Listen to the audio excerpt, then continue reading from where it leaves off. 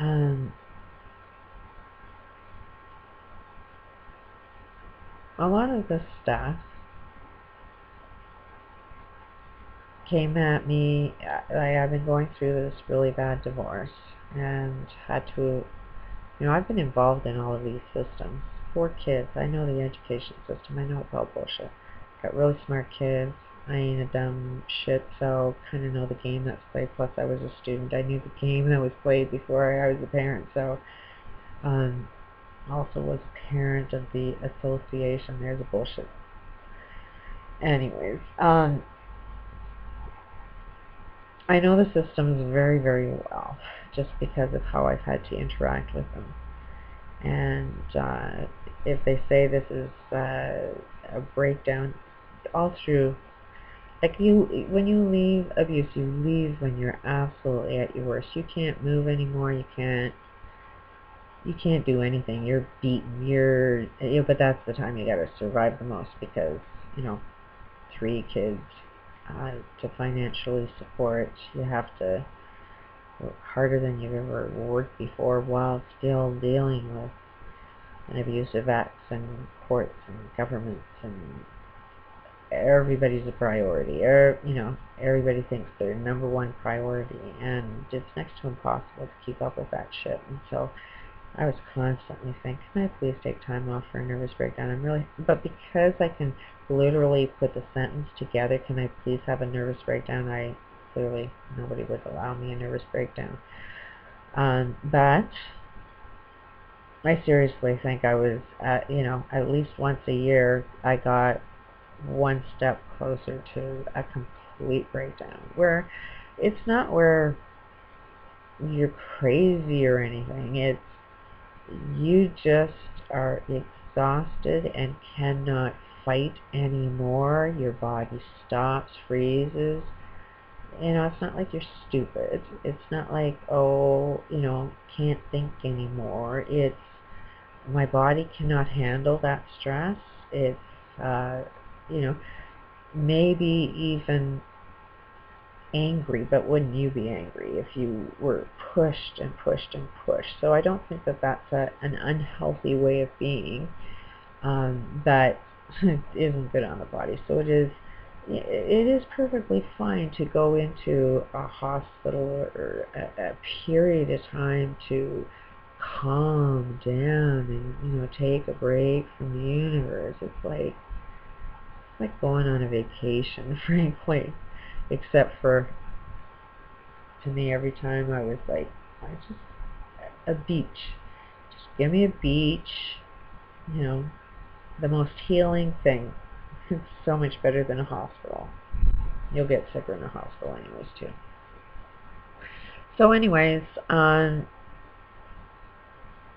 when it was like, okay, the universe finally worked for me, when I really, okay, that's what I mean, folks, I can't take it anymore. I know you people want to put a round peg in a square hole, and this gal can't do that. And you're all doing that. You're all trying to be the perfect person that can put the round peg in the square hole. And the guy that's the dumbest, the one that really thinks he can make it work, is the guy with the big house and the big car. I'm really good at putting a round peg in a square hole. I hope that makes sense to somebody, because that's exactly what we're trying to do. And if you know the secret to healthcare, it makes perfect sense. And you wouldn't know it unless you went through this experience. And, to have what people perceive as a breakdown, it's like, no, it's a breakthrough. Because it takes, the only thing lacking from anybody else that's had the same experience is the lack of information.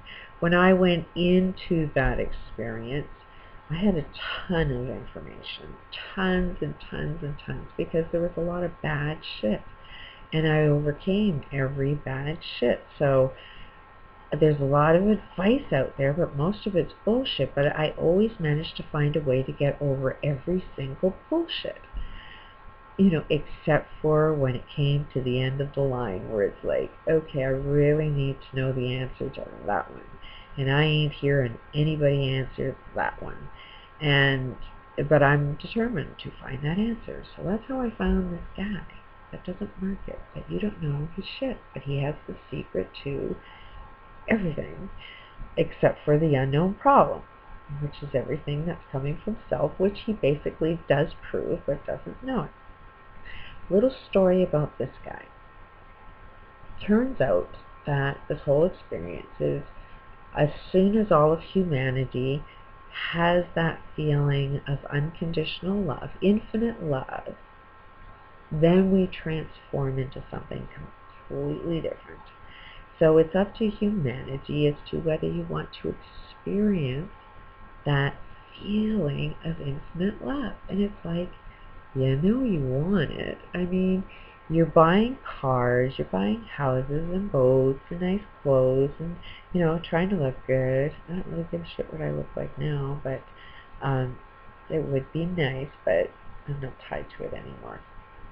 But, you know, have sex with as many people. You're looking for that love of your life. You know, all of these things you're searching for, that infinite love, the most powerful love. Like, imagine just feeling love constantly, 24 hours a day. You know, like just, you know, it just gets too much sometimes, but you have to stop that level of love. But you know you all want it.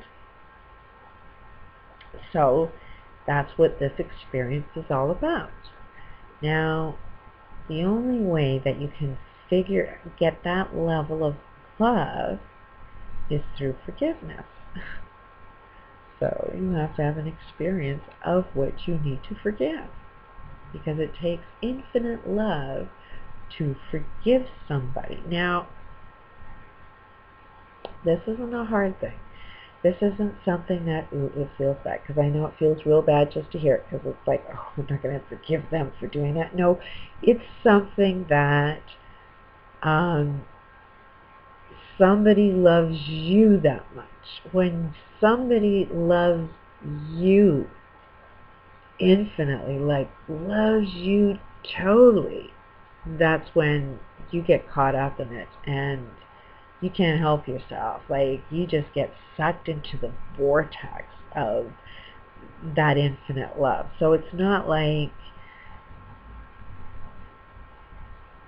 you know, somebody has done you really, you know, tons of harm, and you're still going to carry that pain with you, and it's not fair. There's none of that.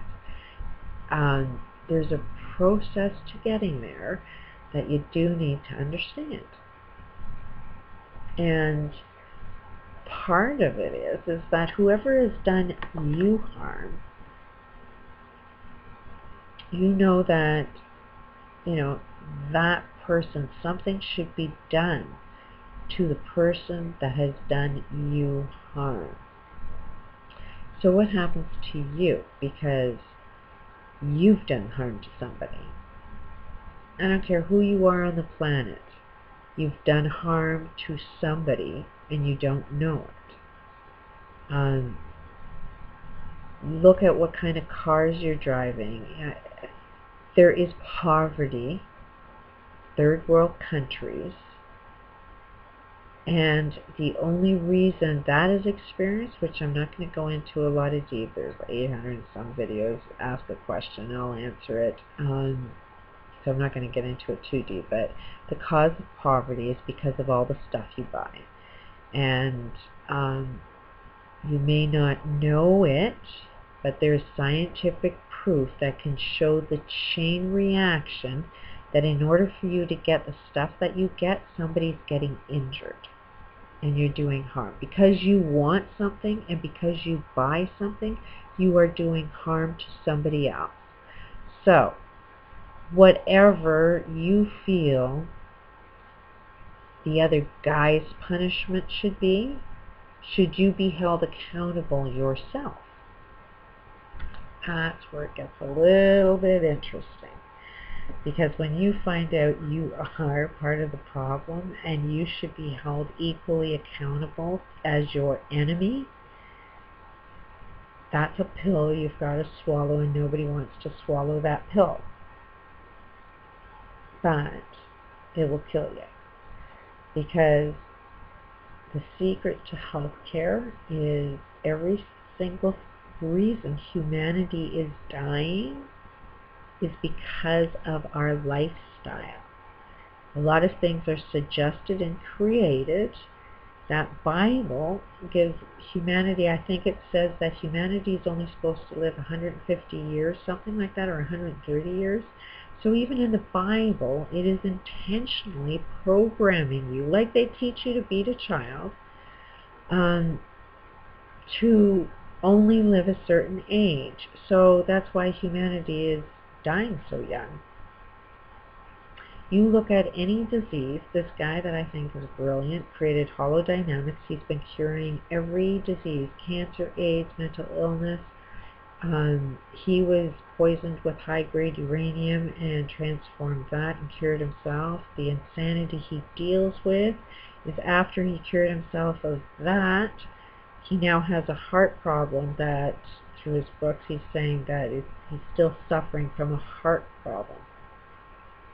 Now, if you study his books, everything has a cause, and everything, is infinite love, and somebody tried to poison him, and the guy is dealing with a little bit of pain for the guy that poisoned him, so he's a little fucked up, and he's got some fucked up beliefs because of the fear and the experiences that he's had. It probably broke his heart. Every illness has a cause, and it'll affect the body in a specific way. So that's how you can kind of diagnose what's going on in your life. Everything that you're doing, you can tell it's a behavior. And it's a behavior that creates an environment that will eventually do harm to the human body the way it is right now. So that's why you can see clusters of cancer. There's something within your environment that's going wrong. People with lung problems, heart problems, for example, the only reason your heart beats is because of a love energy.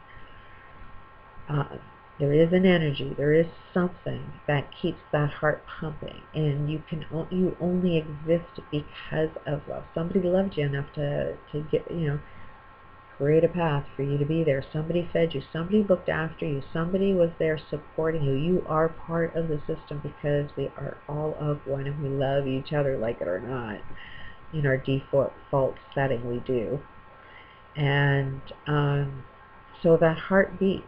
So if your heart beats, it doesn't matter, you may think you're not worthy, you're not special or whatever, but the fact that your heart beats means you're one hell of a special person that the whole entire universe actually loves you, but they're all a little insane right now. But when you deal with a heart problem, then it is a lack of love, and it's a lack of love for your universe, because after all, the universe makes you who you are. You either love your universe or hate your universe, but if you hate it, then you will be hated. If you love it, then you will be loved. I mean, whatever you feel about your universe is going to be what's inside you. So your heart is going to reflect that, either sending or receiving it. So that's where your heart problems come from. I'll continue in another video.